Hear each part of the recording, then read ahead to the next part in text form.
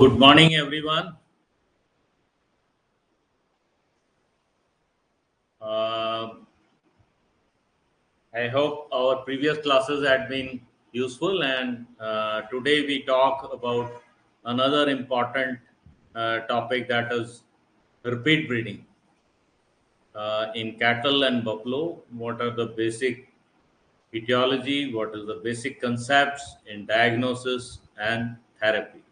Right. So let us start about the repeat breeding. What is repeat breeding, and what are the basic concepts in the etiology, diagnosis, and therapy?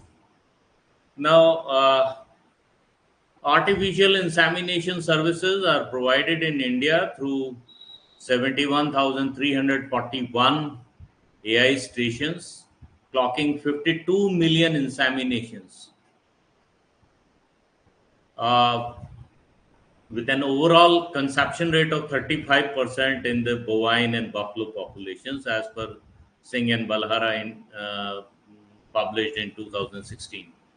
In Rajasthan, 8,225 veterinary institutions performed 31 lakh AI in 2015-16.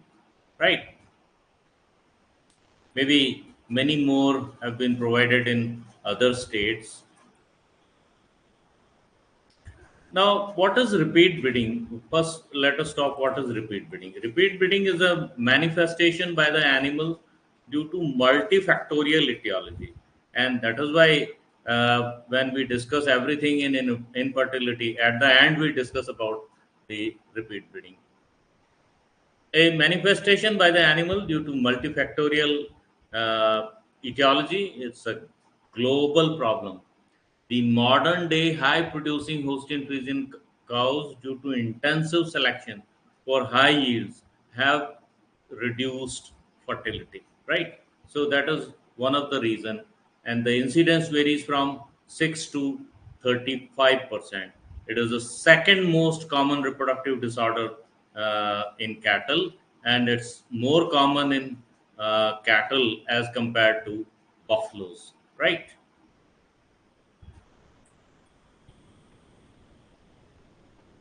Now, here are the etiologies for repeat breeding in cattle and buffaloes. Maybe because of the male factors involving the male, and maybe because of the factors involving the female. But usually, a clinician looks for the problems with the female, and he clearly omits the factors which could be involved with the male. Say, if we talk of AI alone, then the errors in semen maintenance, errors in doing the inseminations may lead to a repeat breeding. And then with the female, there can be a lot of problems. But I presume that as a clinician, the most common cause is either endometritis or maybe ovarian cyst.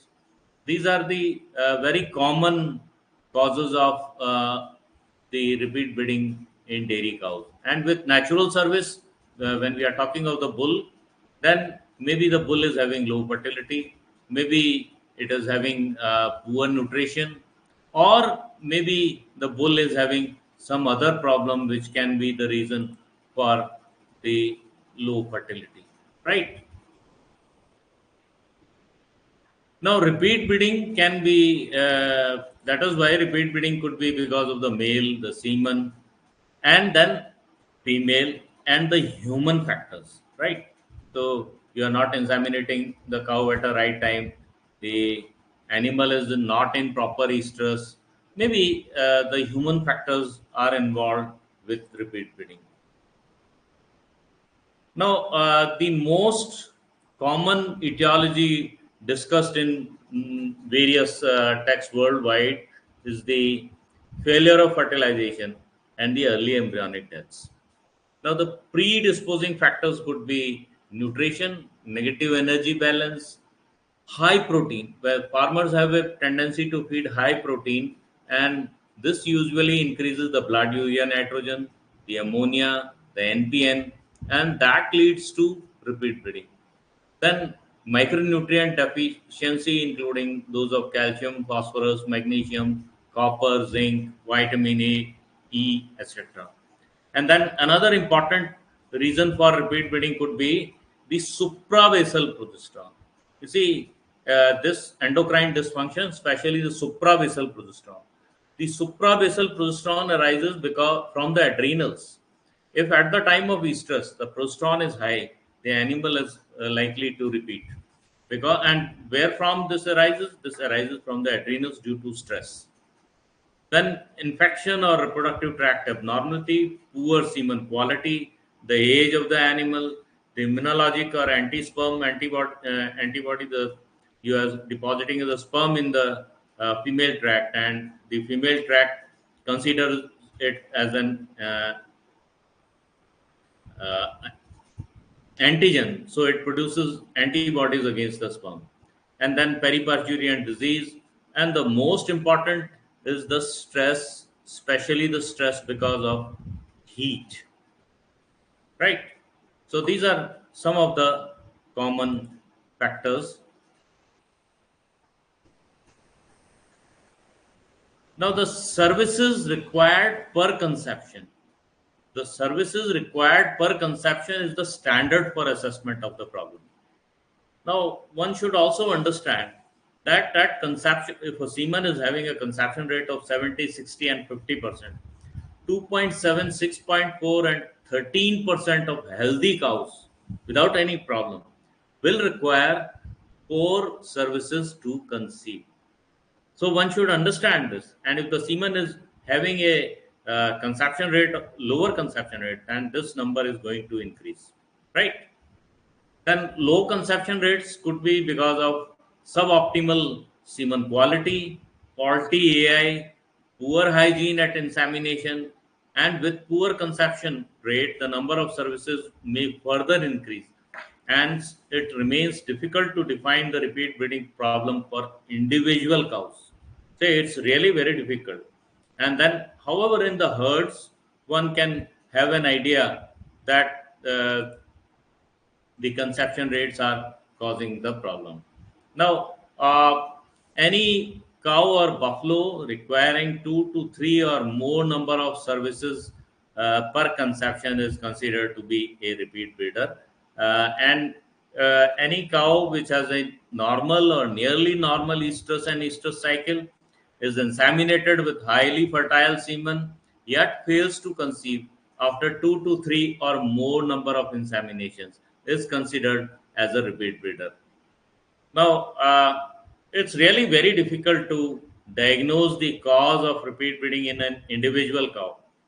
But for the herds, we can have some diagnostic methods. And the diagnostic methods could be record analysis or the proper estrus detection, whether the proper estrus detection is done or not, and then color and consistency of the cervicovaginal mucus, whether it is clear, transparent, and stringy hanging from, or it is having some flakes of pus, some specks of pus. It's very watery, so that can be used as a means of diagnosis. Then the vaginoscopic examination to exclude the growths or adhesions present in the cervix or in the vagina, and sometimes urovagina can spoil the semen. So if a animal is having, although it's very rare, but if a animal is suffering from urovagina, that can also lead to increased number of services per conception.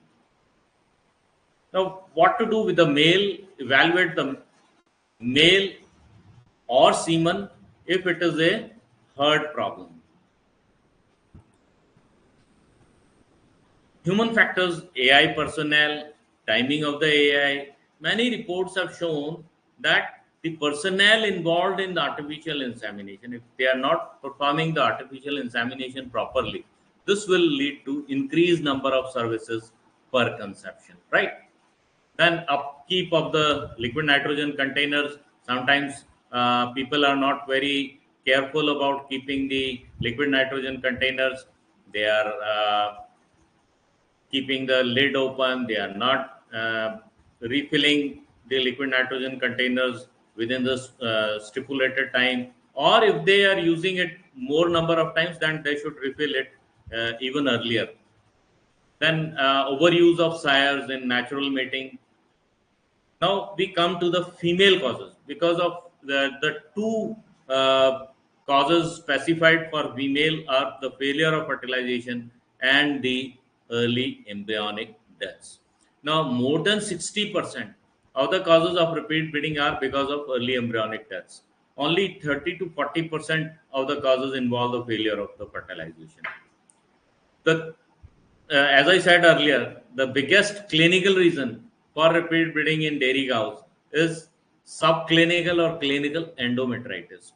Cows they calve under a poor hygienic conditions, and that lead to persistence of some infection within the uterus during the postpartum or many days after the postpartum period. Maybe they are suffering from clinical endometritis when specks of pus or flakes of pus are visible, or if they are suffering from subclinical endometritis when nothing will be visible, the discharge will be clear, and you can evaluate the subclinical endometritis only by using certain specific uh, equipments. Then ovulation insemination mismatch. Animal has come into estrus today morning. You are inseminating it tomorrow morning, or if it has come in estrus today morning and you are inseminating it at the same time. Now, this can lead to ovulation insemination mismatch and a animal to repeat to services. Then poor CL development because of stress or because of any other reasons. Then ovarian cyst. Yes, many cows will have ovarian cyst. They will have a regular cycle. Although they are having follicular ovarian cyst, they will have a regular cycle. So such cows can result into the repeat breeding, right? And heat stress is one of the biggest cause for repeat breeding in Indian dairy cows.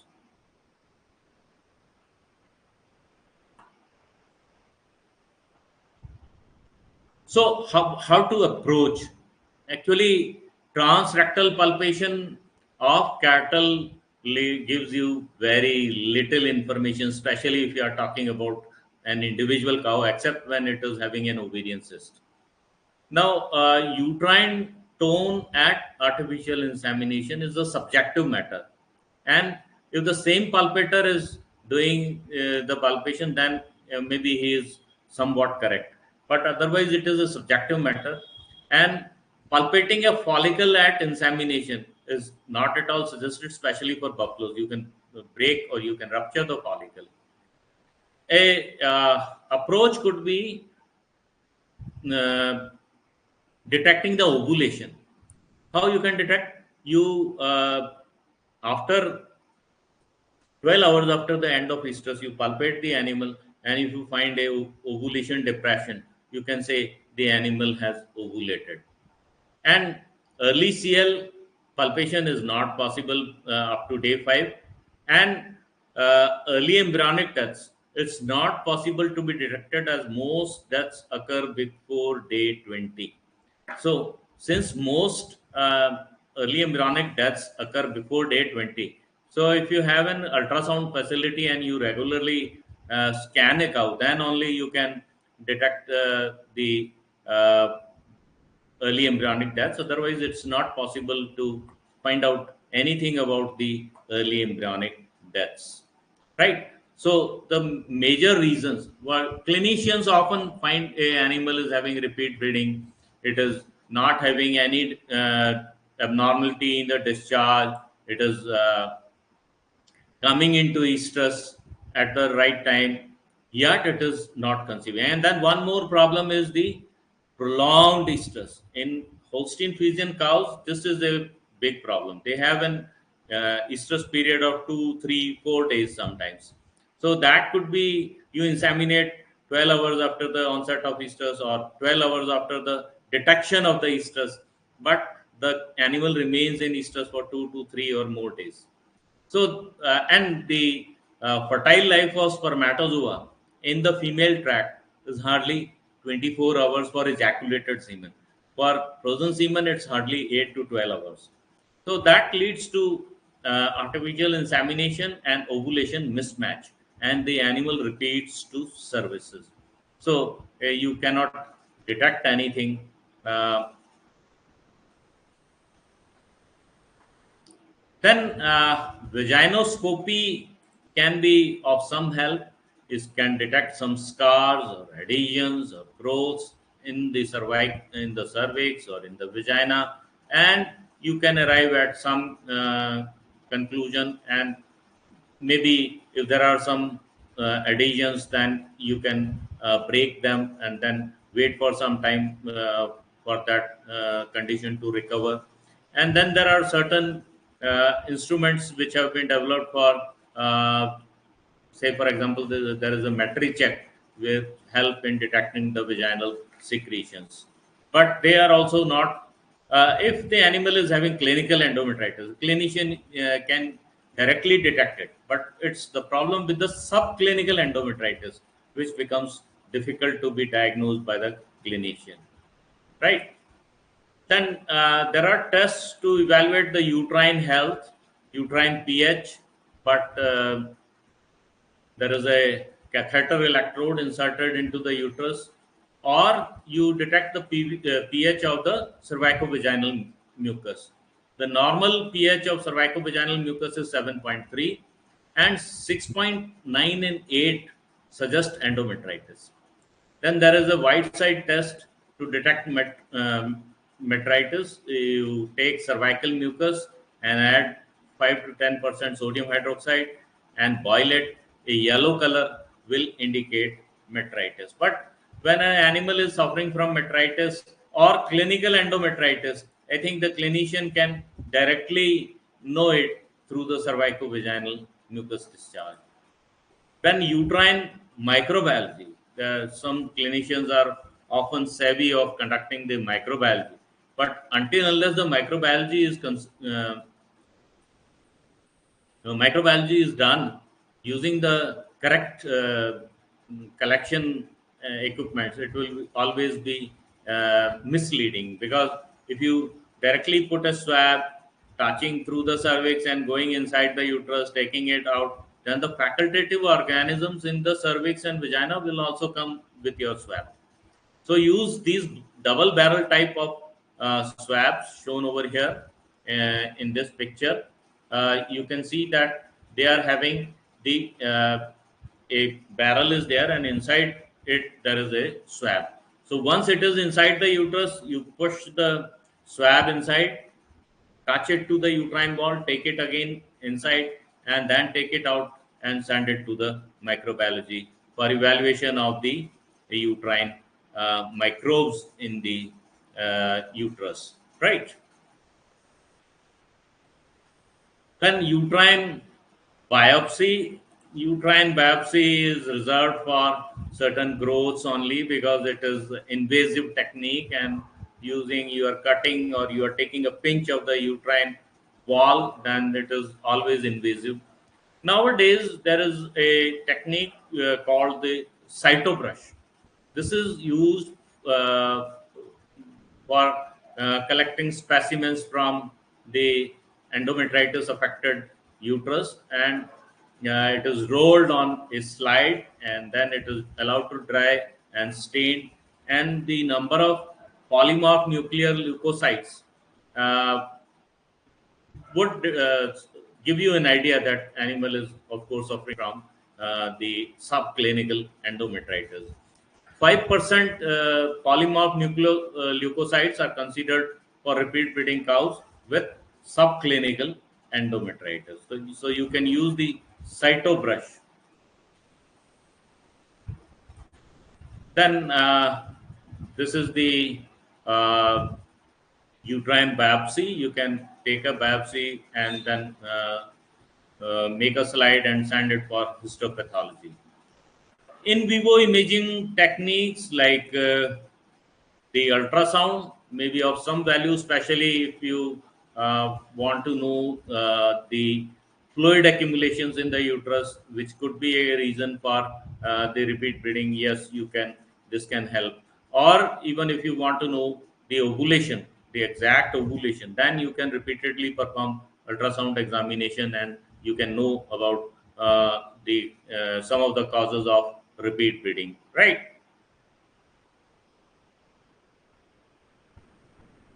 So these are some of the pictures which are showing the fluid accumulations or the ovarian cysts, and they can be helpful in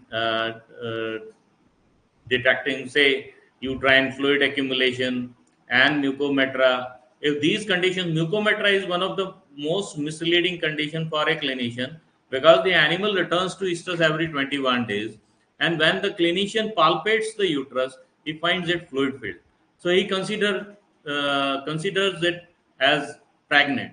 So he asks the owner that your animal is pregnant, but after 21 days, again the animal is brought to you that the animal has again come to estrus.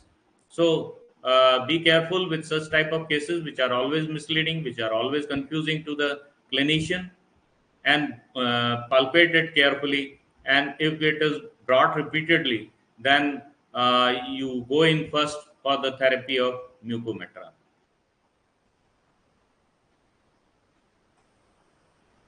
Then the color Doppler, which determines the echogenicity and blood flow, and hence can determine the physiological status of follicles and CL.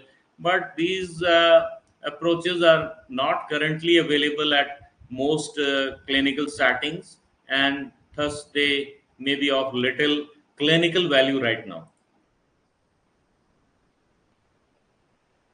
Then magnetic resonance imaging prototypes are being developed for transrectal imaging, and they will give a three-dimensional images which can predict the ability of follicles to produce steroid, ovulate, and hence can predict the exact physiology.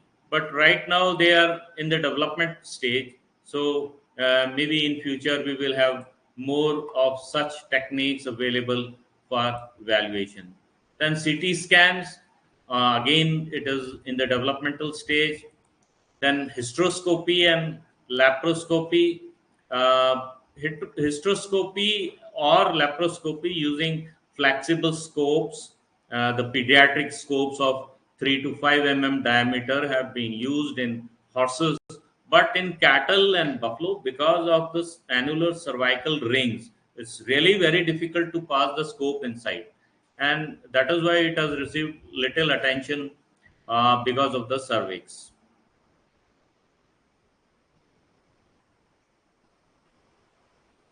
So here are some of the endoscopic pictures of the uterus, and you can see here in this picture, you can see here some hemorrhages inside the uterus. Here you can find some fluid accumulated inside the uterus, and here you can find a small cyst and some mucus inside the uterus. But all these techniques are not readily available to the field vet, and uh, they are not also very easy to perform uh, with the cattle, especially because of the cervix. You cannot just pass it. In males, it has become a routine to pass the scopes inside the uterus, but in cattle, because and buffalo and maybe sheep and goat, these techniques are yet to be developed. Then hormone assays, maybe using radioimmunoassay, ELISA, ECLIA, the progesterone assays, maybe of some values, but especially in repeat breeding cattle and buffalo, they have a limited role.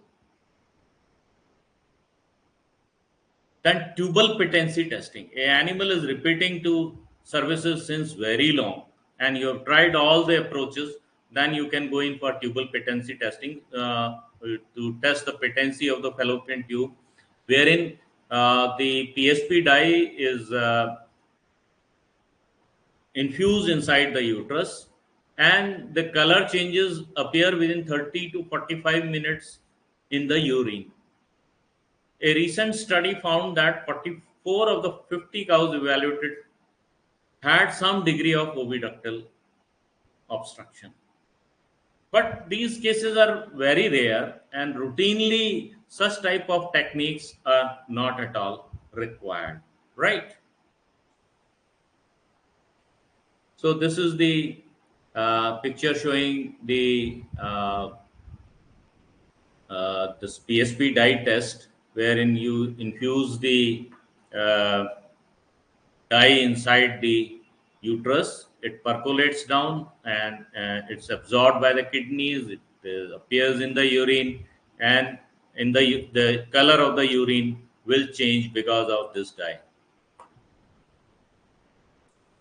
Now we talk of the therapy. The diagnosis of heart problems can be attempted, but the diagnosis of the cause of individual repeat breeding cow is really very difficult. So for herds, what you should do, evaluate the semen. Say if you are using the bull or you are using artificial insemination, evaluate the semen, evaluate cows for anatomic defects, evaluate for nutrition management and advise appropriate measures for correction, and evaluate reproductive hygiene and insemination procedures and suggest corrective measures. Right?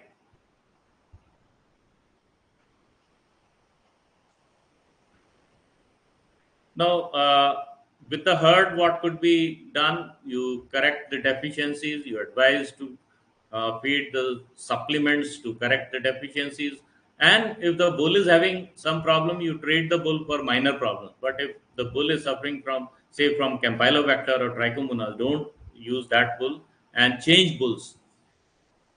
Then vaccinate your bulls for infectious diseases and for individual animal. Now we come to the individual animal, the problem faced by an individual vat in the field, combating the uterine infection, monitoring for ovulation, time of ovulation and the presence of ovarian cyst, and therapy of luteal insufficiency, improving the AI techniques and improving the management. These can help the individual therapy of individual cows, and the repeat breeding incidence will decrease to some extent. So what could be the specific corrective measures?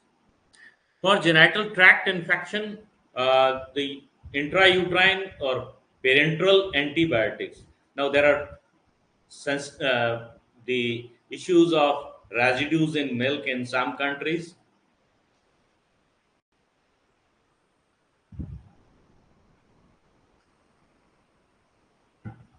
and sometimes the microbes become resistant and they form the biofilms.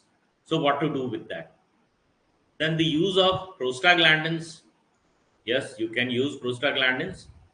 Then the use of immunomodulators, especially ester glycogen, 500 milligram dissolved in 50 ml of PBS and infused intrauterine, or lipopolysaccharide (LPS), 100 microgram in 300 ml of the phosphate buffer saline infused intrauterine. This evokes the immune response within the uterus, and there is an influx of PMNs inside the uterine lumen. This will take care of any infection that is present inside. Then intrauterine infusion of autologous or heterologous serum. Collect the blood from that or another animal, separate out the semen, and infuse this serum inside the uterus. You see, serum has got many chemotractants like opsonins that will help in combating the uterine infection, right?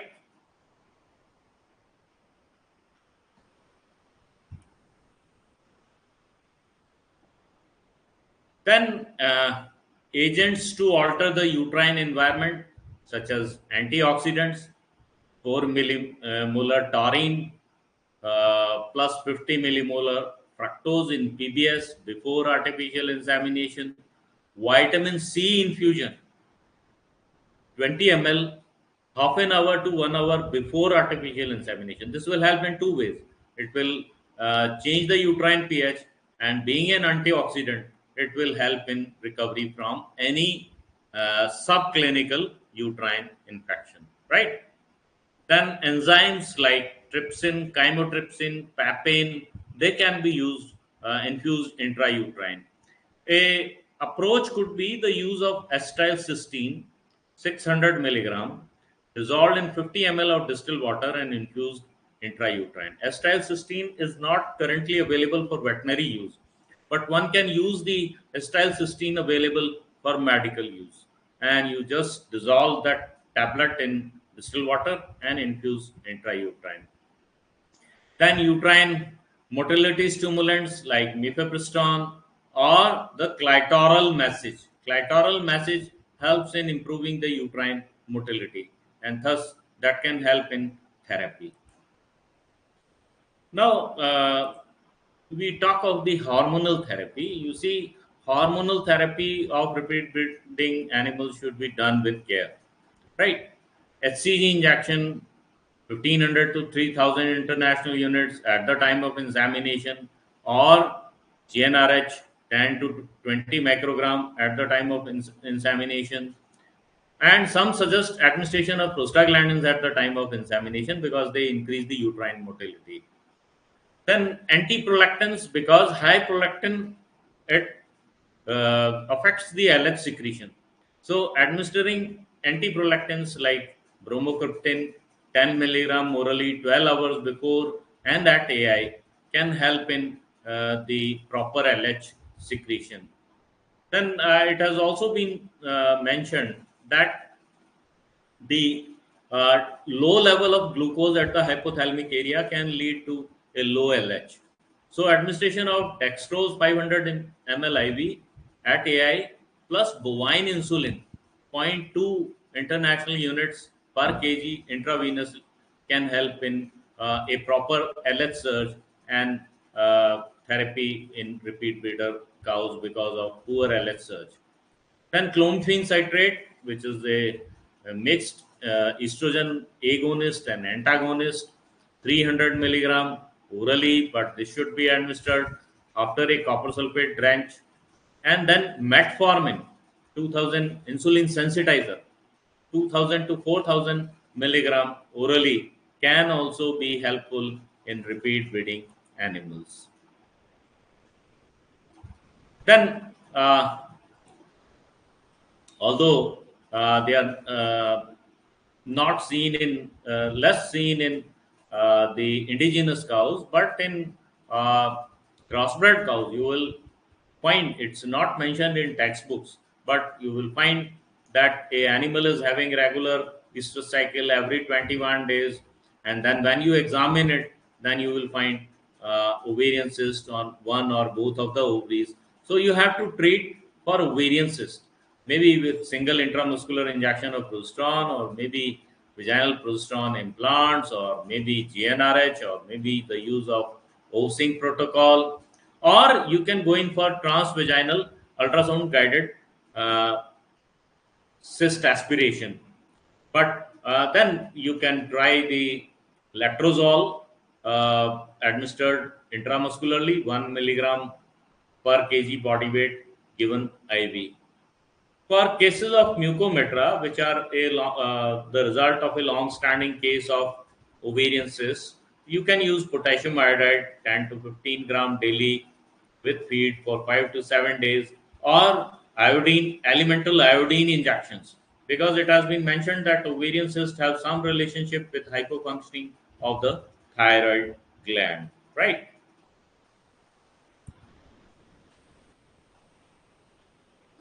Now, for luteal insufficiency, another cause of repeat breeding, you can use if the CL is not properly functioning at day 5, you can give SCG injection at 4 to 5 days of AI, or progesterone injection 500 milligram at day 5. Don't give it a progesterone injection immediately after AI. If you have to give progesterone, you start it only and only after day 5.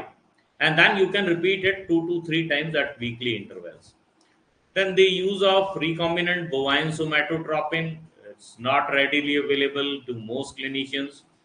Then anti-estrogens tamoxifen citrate. This has not been well experimented, and so I cannot suggest any dosage or anything about this. GnRH at AI and at day 14 to 16. Similarly, you can use HCG at the time of AI, and then later at 4 to 5 days, or maybe at around day 8 also, because at that time the second follicular growth wave will start, and the dominant follicle will luteinize and act as a supplemental CL. Then latrozole administered on day 3 of ovulation. A subtle answer to this could be feeding of the fish oil or linseed oil. You can ask the owner to feed fish oil 50 gram daily for a period of 7 to 10 days, because fish oil has docosahexaenoic acid, and this helps in this prevents the luteolysis and helps in proper progesterone production, right?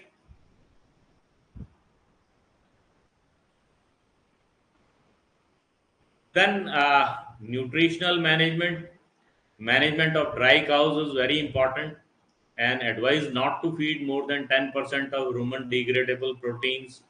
Dry cows should be fed low energy, high fiber with more chopped straw, and feeding of anionic salts with calcium and phosphorus, and injections of vitamin A, E, and C are important. They can help. Even simply, if an animal is repeating, you suspect subclinical endometritis, the administration of vitamin E injections, 3 injections every alternate day, can help improve the uterine health. Similarly, vitamin A can also help improve the uterine health. Then, an important thing is the timing of AI and semen deposition.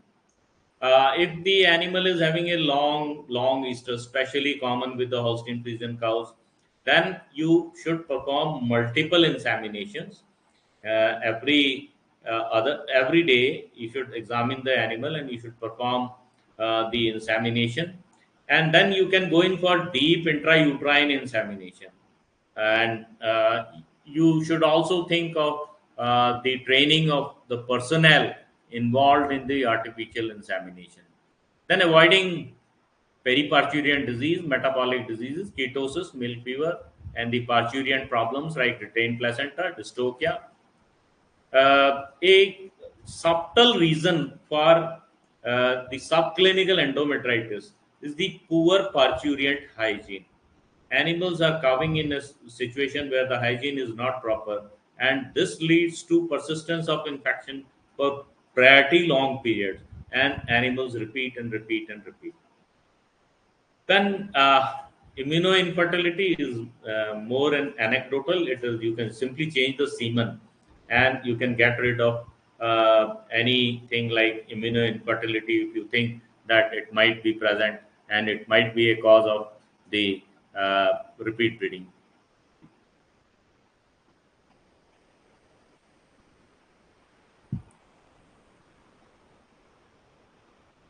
Then other therapies include repeated insemination, mineral vitamin supplements, cooling of heat stress cows and buffaloes. You can, especially if buffalo has come in estrus during the non-breeding season, and it will have low fertility. So you can ask the owner to keep his buffalo cool by sprinkling some water, allowing it to be in some pond, and regular and frequent checks of semen. We are at a semen station. You regularly check your semen for the motility and all, and you regularly check whether the level of nitrogen is up to the level. If it has gone very down, don't use that semen. Addition of sperm motility enhancers when liquid semen is used, like addition of caffeine or maybe theophylline, and prevention of natural mating with scrap bulls, avoid mating with scrap bulls. That can be one of the biggest cause of repeat breeding in individual cows. Then there was a suggestion on direct intraperitoneal insemination, but till now there were two, three reports in cattle, but I don't suggest this to be performed because it's not a very proven procedure.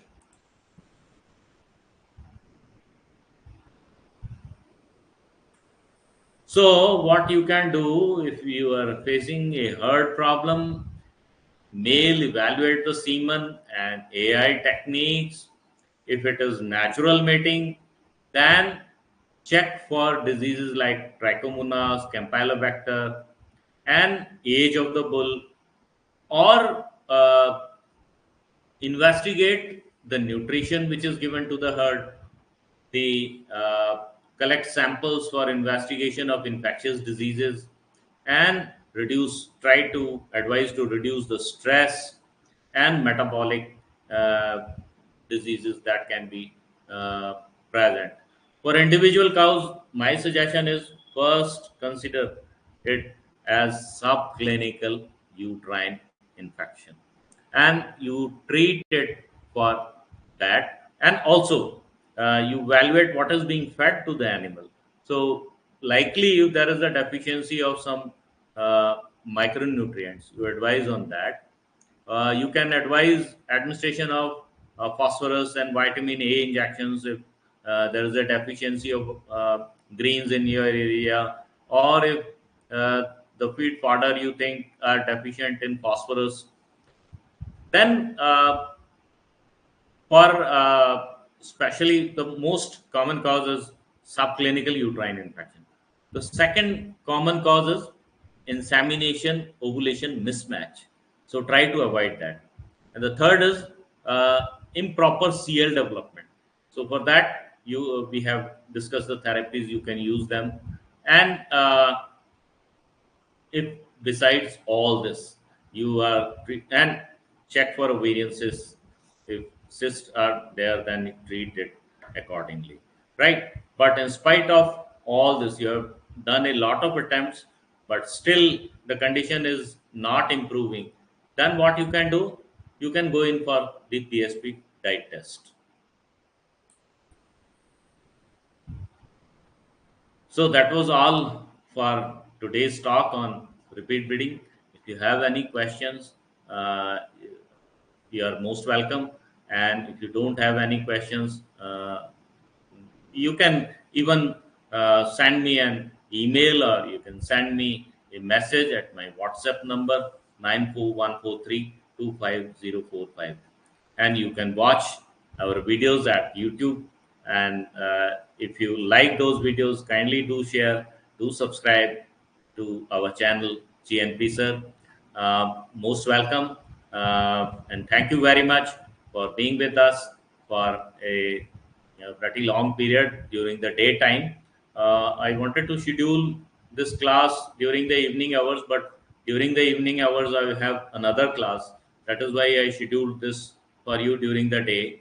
So, any of you having any problem, we will complete the course of gynecology. We will have more of live classes, and we will likely complete the entire course for your benefit. And whenever I get time, I will create questions for you. I will create short notes for you. I will create uh, the fill in the blanks, true false type of questions for you. So hope to see you again. Have a nice time. Bye bye.